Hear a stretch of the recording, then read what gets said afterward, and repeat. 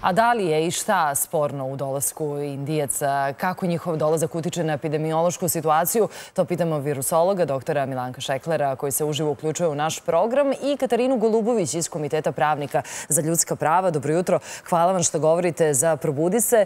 I doktore Šekler, evo, čuli smo burne reakcije i pisanja mnogih medija na informaciju o ovim dolascima ljudi iz Indije. Pa je li taj strah epidemiološki opravdan? Pa znate šta, sa ovakvim nastupom najbolje se vidi zašto je imalo potrebe da se nazivi sojeva prema zemljama zamene sa grčkim slovima. Zato što se stvara kontekst gde se prvi put pojavio neki virus, polazi se uvek sa takvog stanovišta da je ta zemlja izvor zaraze tog soja za čitavu planetu. To nije tako. Jednostavno ne mogu tako stvari da se gledaju. Onda bi mogli da pričamo o britanskom soju, da uvek mora da dođe iz Britanije. A vi mislite da je kod nas britanski soj došao iz Britanije? Nije. Znači, ne moramo da tip virusa, odnosno varijantu gde je prvi put otkrivena ili najviše bila prisutna, da vezujemo praktično za zemlju porekla.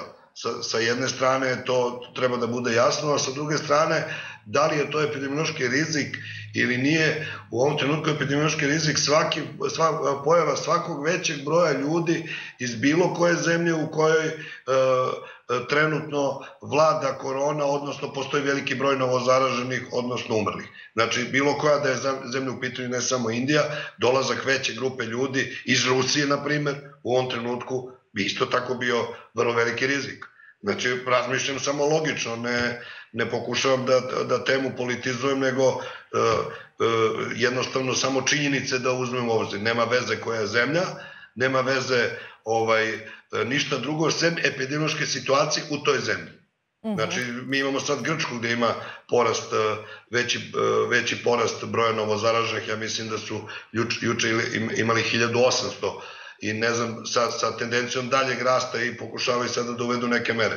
To znači da bi i dolazak grupe ljudi iz Grčke predstavlja određeni rizik. Katarina, po vašoj oceni, jel su ovakve reakcije izliv ksenofobije ili opravdan strah ljudi i državljana Srbije za svoju epidemiološku sliku u zemlji i za zdravlje? Pre svega moramo da imamo u vidu da su Indijci ljudi posebne boje kože i vidljiviji na našim ulicama, u našem društvu. S druge strane, mi možemo da primetimo da stranci koji dolaze u našu zemlju pre svega poštuju epidemiološke mere i najčešće oni nose maske napolju za razliku od naših građana. Dakle, ne postoji nikakav poseban tretman ljudi iz Indije. Svi stranci koji dolaze u Srbiju moraju da poštuju one mere koje su propisane uredbom o sprečavanju širenja korona-19, znači virusa i zaraznih bolesti. Dakle, niko ne može da uđe ukoliko nije zdrav, odnosno nema potvrdu znači staru od 48 sati na PCR test, onda da treba da ima potvrdu o vakcinisanju i to samo u onim slučajima kada se i naše potvrde iz Srbije u toj zemlji, dakle, priznaju. I, znači, to su slučajevi koji u suštini obezbeđuju da stranci koji ulaze u zemlju su zapravo zdravi. I na to treba zapravo i baciti akcenat. A to što, kao što je rekao doktor, da se sad konkretno ljudi u Srbiji plaše Indijaca, se pre svega vezuje za informaciju o delta soju. To je jedna stvar. I druga stvar je to da su oni prosto vidljiviji na ulicama. A mi znamo, inače, da Srbija već duže vreme, unazad nekoliko godina, ima te ksenofobične izlive. Ono što je bitno jeste da mi možemo da sprečimo takvo ponašanje građana. Videli smo da kada je jasna politika vlade, kada imamo, da kažemo, jasnu poruku od strane najviših zvaničnika, da itekako se... Na koju poruku mislite? Da se smanji stepen ksenofobije, da se zapravo objasni situacija. Znamo kako su bili tretirani u startu migranti u Srbiji. Dakle, mi smo zapravo važili za jednu zemlju koja je itekako dobro njih prihvatila, ali onda kada je poruka jasna. Da, kada je poslata da Srbija prihvata. Ali, doktore Šekler, mi smo ovakvu situaciju kada govorimo o ovim ksenofobnim ispadima imali i prošle godine na početku pandemije, samo je bila usmerena ka kineskim državljanima.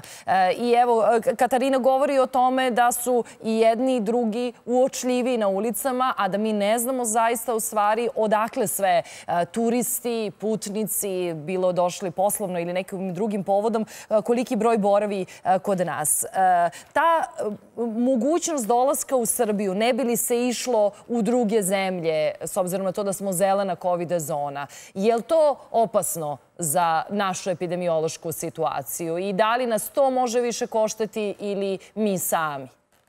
A da pitam ja vas nešto, mi sad pričamo ovde o ksenofobiji navodnoj u Srbiji. A šta je sa ksenofobijom zemalja koje neće njih da prime pod istim epidemiološkim uslovima kao mi, nego moraju da provedu kod nas vreme da bi uopšte došli u situaciju da odu kod njih? Zašto te zemlje nisu, da kažem, manje ksenofobične, pa prime njih sa negativnim PCR testom pa ih drže u karantinu 2 nedelje ili 3-4 dana ili 10 dana? Pričamo o ksenofobiji sada Kanade, Velike Britanije, Francuske, Ujedinjenih Emirata, Saudijske Arabije. Upravo zbog toga da se ne bismo vodili kao... Molim vas da završim. Zašto ih one ne prime pod istim uslovima epidemiološkim kao mi? Zašto ne pričamo o ksenofobiji tih zemalja? Nego sad mi smo ksenofobični. Pazite sad ovo, ja ne mislim da su te zemlje ksenofobične, koje imaju određene uslove i neće da prime građane iz određenih zemalja gde ima veliki broj novozaraženih i da ima veliki broj novoobolelih, odnosno da ima veliki broj umrlih. Ja ne mislim da su ksenofobične, nego su samo sebične i gledaju svoj interes u celoj priči i niko im neće sporiti da su prekršili ničija ljudska prava. U to sam siguran. Nego će reći pridržamo se epidemioloških principa. Naša struka je rekla to i to i to. A jel mislite, ili imate utisak da naša država baš iz straha da ne bi bila protumačena kao ksenofobna, žrtvuje i zdravstveni sistem i epidemiološku sliku? Znate šta, ja ne znam da li se možda vama država pravda da ne bude ksenofobična, jer vi ste pošli sa tom pretpostavkom. Te Kinezi, te Indusi, te vide se po boji kože, te vide se po izgledu. Znači, možda zbog potrebe vama da se prilagodi, to radi. Ali, s druge strane, nema potrebe za tim, po meni. Treba se pridržavati samo stručnih principa. Znači, treba se pridržavati epidemioloških principa, epidemioloških stavova, stručnjaka, šta, gde, za koga treba da važi. Ali znate kako? Ovde neminovno imati politike. Zato što vi imate da vama neka zemlja traži to, onda vi toj zemlji ne možda tražite to, nego morate da joj tražite isto to što traži ona vašim građanima, jer je glupo da vi njene građane maltretirate, ona vaša ne, i obratno, i tu se vrlo brzo upetlja politika. Ako on meni ne traži to, glupo je da ja njemu tražim to, a to nisu epidemiološki stavovi. Epidemiološki stavovi su vrlo jasno precizirani. Zna se šta je zaražena zemlja, bar u veterini, šta je zaražena zona, šta je ugrožena zona, odakle se širi zaraza, kako se sprečava širenje zaraze. Ti principi važe isto i za širenje zaraze epidemija kod ljudi. Znači, što se mene tiče, tu ne bi trebalo da bude ništa drugo sem čiste struke. To je moj stav. Sad, da li neko gleda i ubacuje tu druge elemente politike ili ne znam čega, ja to ne mogu da znam, mogu da znam isto koliko i vi iz sredstava informisanja. Pa dobro, upravo se na to osvrnuo predsjednik Srbije, dakle kada govorimo o ksenofobiji, u trenutku kada su mediji krenuli da izveštavaju o tome da dolazi veliki broj Indijaca, on je rekao, prozvao je pojedine medije da, evo to danas piše u Informeru, dakle Đilasovski mediji izazivaju paniku i mržnju prema strancima, dakle ta ukazivanje na potencijalne opasnosti se ocenio kao ksenofobni ispad. Zbog toga sam vas pitala. Dakle, to nije bila moja ocena. Nemojte mi sa tim novinama i prenošenjem novina, ja više volim kad čujem svojim ušima i vidim. Razumem, dobro. To što ste citirali, ne znam da li je tačno prvo.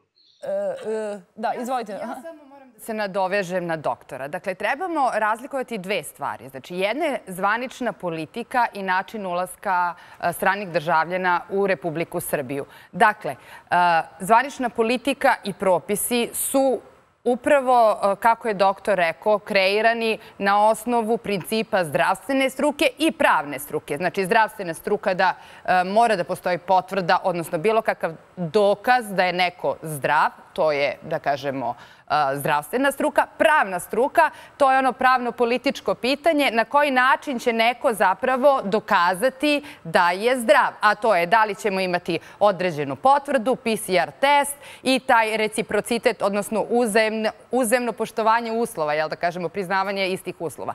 Dakle, to je stanje što se tiče propisa. Ono, kada pričamo o ksenofobiji, zapravo je da pričamo o stanju u društvu, odnosno da su krenuli negativni komentari na pojavu Indusa u Srbiji. I to su mediji ispratili. Tu treba politika i javni funkcioneri da odigraju svoju ulogu i da kažu da to ne sme da se radi, niti postoji bilo kakav, da kažemo, povlašćeni položaj koji se Indusima ili bilo kojoj grupi stranaca daje.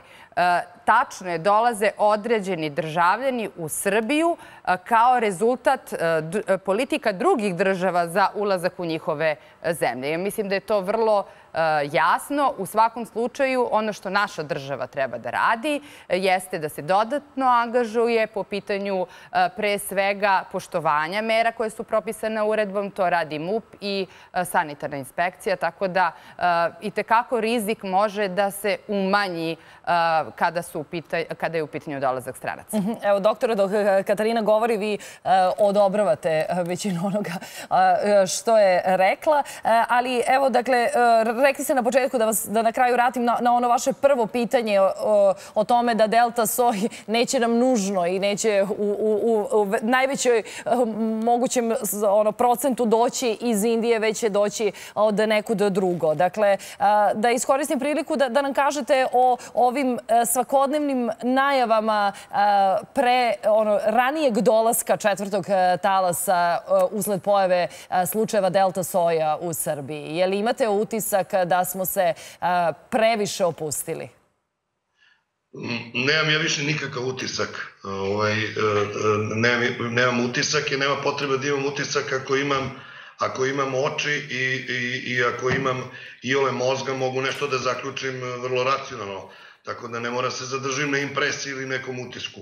Znači, više su to činjenice. Činjenice kako se narod ponaša će dovesti do određenih pomaka i rezultata. Sad u kom pravcu i kako vidjet ćemo vrlo brzo i sami, to sam siguran. Večeras počinje Doktor Exit u Novom Sadu i festivali se odvijaju uz neophodan PCR test. Je li to dovoljna garancija?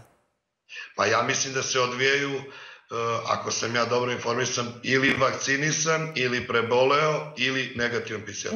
Da. Još sve te tri stavke, ja nisam... Ako su te stavke ispoštovani i ako se zaista vodi računa i preduzimaju određene mere kontrole, da je baš tako kao što malo pre rekoh, onda ne vidim da je tu neki veliki rizik povećan, jer nekoliko puta sam govorio da je dosta ogleda, eksperimenta urađeno, jedan od najvećih sa 58.000 ljudi. Da sad ne ulazim u detalje, poenta je bila da se posle tog koncerta možda zarazilo 14 ljudi, ali možda su bili u inkubaciji pa je bio negativan test u tom trenutku, ne može se biti siguran, ali kažem, 58.000 ljudi je bilo prisutno na koncertima koji su organizovani, to je festivalima eksperimentalnim, a ispalo je da na kraju svega 14 ljudi se moguće zarazilo na tom događaju, ali i to je pitanje, kažem. Hvala vam mnogo što ste ovoga jutra bili gosti Probudi se.